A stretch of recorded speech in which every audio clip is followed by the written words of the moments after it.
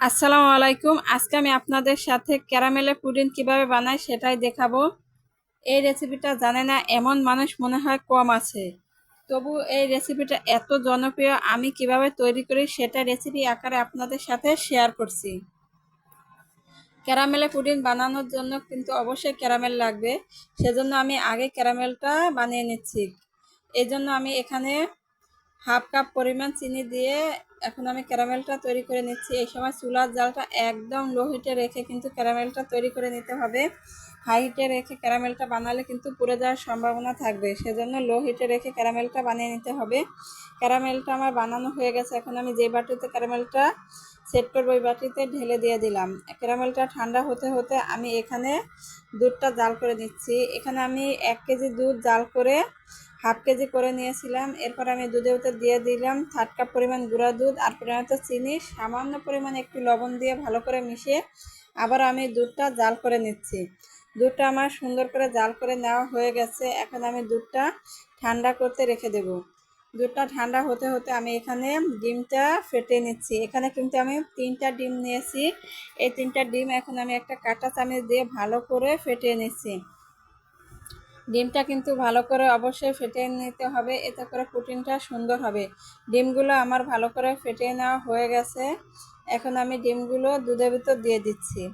এরপরে আমি এই দুধে দিয়ে দিচ্ছি হাফ চামচ পরিমাণ ভ্যানিলা এসেন্স। ভ্যানিলা এসেন্সটা দিলে কিন্তু ডিমের যে একটা উগ্র গন্ধ আসে ওটা আসে না, পুরোপুরিভাবে চলে যায়। এখন আমি ভালো করে দুধের সাথে মিশিয়ে নিচ্ছি। দুধের সাথে ডিমটা আমার ভালো করে মিশিয়ে নেওয়া হয়ে গেছে।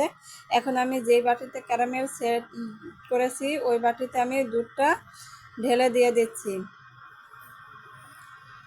দুধটা আমার ভালো করে ঢেলে দেওয়া হয়ে গেছে। এখন আমি যেই হাঁড়িতে বসাবো ওই হাঁড়ির ভিতরে আমি আগে পানি দিয়ে একটা স্ট্যান্ড বসিয়ে দিয়েছিলাম। পানিটা আমার ফুটে উঠেছে।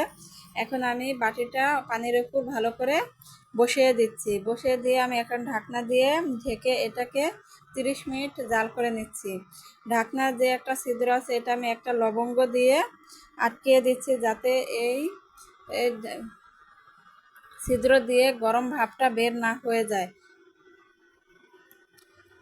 30 মিনিট পরে ফিরে আসছি। এখন আমি একটা টুথপিক দিয়ে এটাকে একটু চেক করে নিচ্ছি।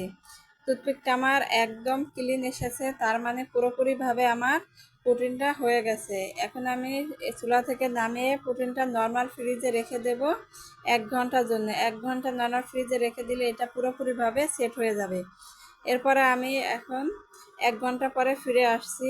আমি এটাকে একটু সার্ভ করে নিচ্ছি। আশা করছি রেসিপিটা ভালো লেগেছে। যদি ভালো লেগে থাকে তাহলে অবশ্যই ফ্রেন্ড অ্যান্ড ফ্যামিলির সাথে শেয়ার করবেন। আমি একটু কেটে দেখে দিচ্ছি কেমন হয়েছে। মাশাআল্লাহ, খুব সুন্দর হয়েছে। রেসিপিটা যদি ভালো লেগে থাকে তাহলে অবশ্যই একবার হলো এই পুডিংটা বানিয়ে নেবেন। যারা এখনও পুডিং ট্রাই করেননি তারা একবার হলো ট্রাই করবেন।